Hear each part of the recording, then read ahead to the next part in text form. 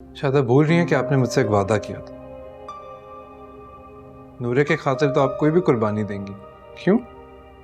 याद है मुझे, लेकिन मैंने आपको इसकी इजाजत नहीं दी थी कि आप मुझे खरीद सकें।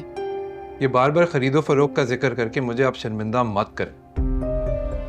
मैंने कभी इस तरह नहीं सोचा। वो तो बस अम्मी कभी कभार इस तरह की बात। झूठ कह रहे हैं आप।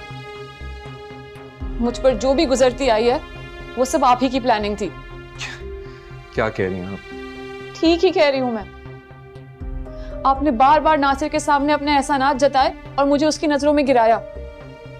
आपने अरसलान, जीशान, नईमा पे किए सारे एहसानात उसे ये कहकर बताए कि आपने वो सब मेरी खातिर किए थे।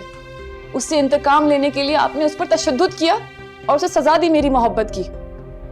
अम्मी, अबू, बहन भाइयों सबको सब्ज बाग दिखाए और उनकी नाकाम हसरतों और तमन्नाओं को खरीदने की कोशिश की, लेकिन आप मुझे हासिल नहीं कर सकते।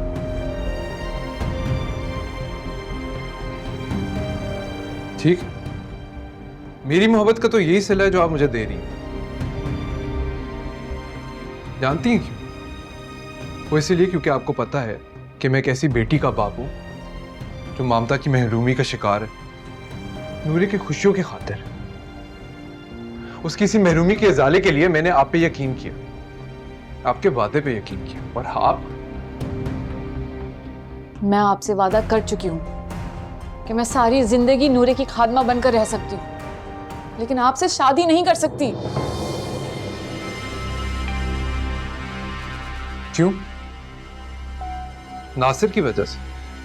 प्लीज जीरक साहब, नासिर के नाम को मेरे लिए ताना मत बनाएं। वो मेरा माजी जरूर था जो आपकी इस सखावत और मेरी अम्मी की ख्वाहिशों की नजर हो गया। और मुझे इस बात का एतराफ करने में कोई खौफ नहीं है कि नासिर मेरी मोहब्बत है, और इसीलिए मैं कोई और नया रिश्ता नहीं निभा सकती। जहां तक बात रही नूरे की, तो मैं सारी जिंदगी उसकी खिदमत करने को तैयार हूं, लेकिन अगर आप शादी करना चाहते हैं तो आपके लिए नईमा से बेहतरीन जीवन साथी कोई नहीं होगा।